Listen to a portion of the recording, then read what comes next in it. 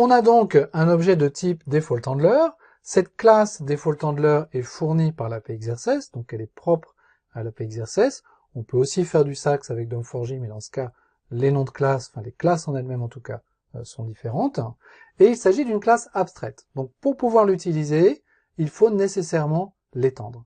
C'est une classe abstraite un peu particulière parce que toutes les méthodes qu'il y a dedans sont, elles, concrètes. Donc on peut très bien écrire un defaultHandler de cette façon-là. New default handler. On appelle le constructeur vide, et puis ouvrez la collade, fermez la collade. À ce moment-là, on crée une classe anonyme, pas oublier les points-virgules. À ce moment-là, on crée une classe anonyme qui est en defaultHandler, et dont l'implémentation est en fait l'implémentation vide. En fait, on n'a rien dans l'implémentation. Cette classe anonyme est une classe concrète, puisqu'elle est en defaultHandler et que son implémentation est l'implémentation vide. Donc, on récupère un objet DH de type exact cette classe anonyme qui est en defaultHandler. Donc, on peut parfaitement déclarer son type comme étant defaultHandler. Cet objet DH, on va le passer à la méthode parse que l'on vient de voir, et en fait, il va rien faire, il va juste analyser le document XML sans en extraire aucune information.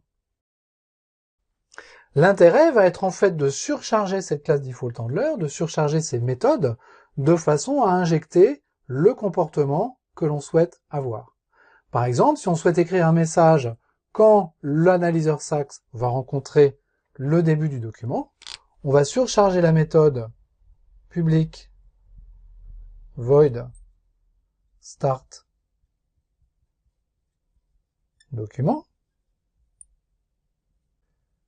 qui ne prend pas de paramètres, qui jette des exceptions que je n'écris pas, et ici je vais faire system.out.println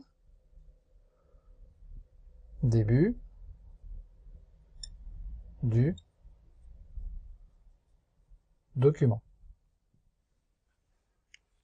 Et je ferme la collade ouvrante de mon defaultHandler, ici, point virgule.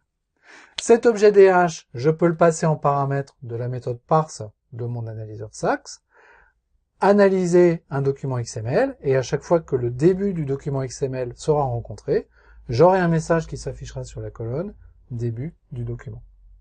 Qui appelle cette méthode? C'est l'analyseur Sax lui-même. Cette méthode est un callback que je donne à l'analyseur Sax, et l'analyseur Sax va appeler les méthodes de ce callback au fur et à mesure qu'il rencontre des éléments de mon document XML.